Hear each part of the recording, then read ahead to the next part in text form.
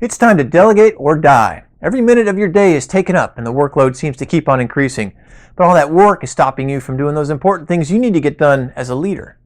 In previous videos, we talked about seeing delegation of tasks as a development opportunity for your team and discussed a good way to select what tasks to delegate. Now it's time to get the job done. So today, we're going to talk about the how of delegating.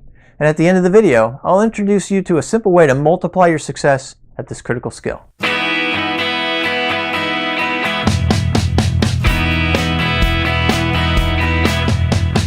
Have you ever been on the receiving end of a "hey you" tasking? You know, the kind where you just happen to be walking by and the busy leader sees you and tells you that he needs something vague done right away. Then he turns off and runs in a different direction before you have a chance to ask any questions. You probably felt more like a victim than someone who's being developed and trained. And that approach might impact your overall enthusiasm about doing the job. What's a better way to go about this, you ask? When you're the leader, it pays to think a little bit about who should get the task that you have in mind. When answering the who, you can ask yourself a couple questions, and if you know your people well, then the answer will come to you.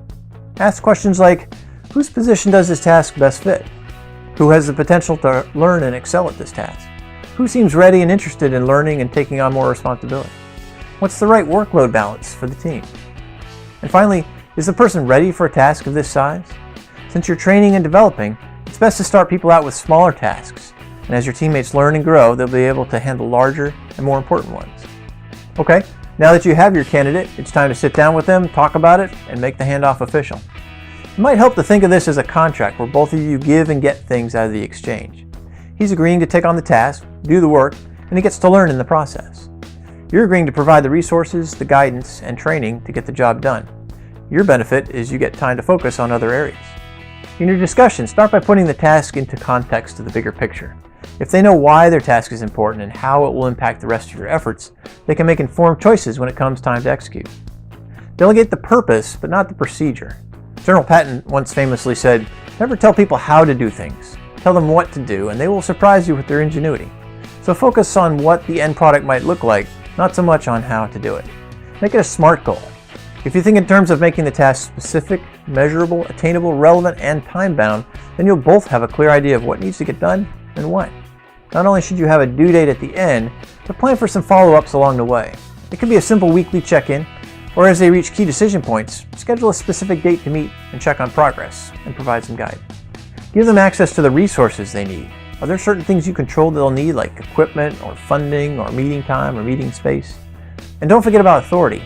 What decisions is it okay for them to make, and which ones do you want to come back to you? What training do they need? To set them up for success, you need to show them the way. Think about what specific skills or knowledge they might need to complete the task, then plan to show them how, or coordinate for another teammate to show them the way.